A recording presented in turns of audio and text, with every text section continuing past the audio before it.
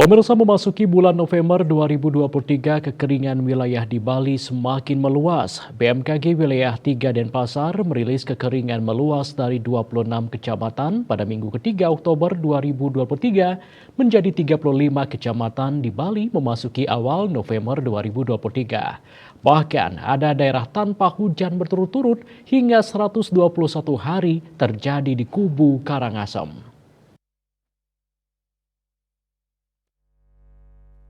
Koordinator Bidang Data dan Informasi BMKG Wilayah 3 Denpasar Inyoman Gede Wiryajaya menjelaskan, kecamatan di Bali yang masuk peringatan dini kekeringan meliputi Kabupaten Buleleng, yakni di Kecamatan Buleleng, Gerokak, Kubu Tambahan, Sawan, Seririt, dan Tejakule.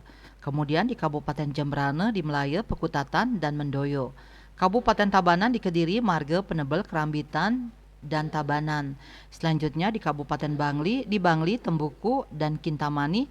Kemudian di Kabupaten Karangasem, di Abang, Karangasem, dan Kubu.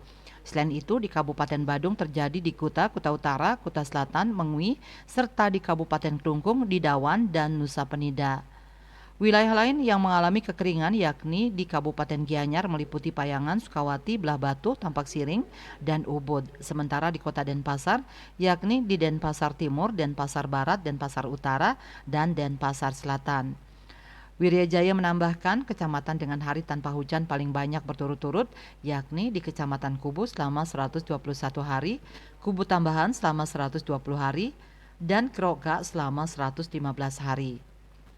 Suhu maksimum udara di Bali mencapai 33 derajat Celcius. Meski begitu, BBMKG Denpasar mendata masih berpotensi terjadi hujan di sejumlah kawasan di Bali diperkirakan selama periode 1 sampai 10 November 2023, yakni di Kabupaten Tabanan, Kecamatan Pekutatan, Busung Biu, Seririt, Sukasade, Banjar, Petang, Abian Semal, Mengwi, Payangan, Tegalalang, Tampak Siring, Susut, Tembuku, Bangli, Selat, Sidemen, dan Rendang. Distribusi curah hujan di Bali secara umum antara 0 hingga 86,5 mm per 10 hari. BBMKG Wilayah 3 Denpasar memperkirakan hujan akan mulai terjadi di Bali pada pertengahan bulan November 2023 dan puncaknya terjadi pada Januari 2024 dengan curah hujan diperkirakan pada rentang 500 sampai 600 mm per bulan, sehingga perlu diwaspadai dampak bencana hidrometeorologi di antaranya banjir dan tanah longsor. Hanya satu zona musim yakni di Karangasem bagian selatan yang diperkirakan puncak musim hujannya terjadi pada Februari 2024. Winate, Bali TV.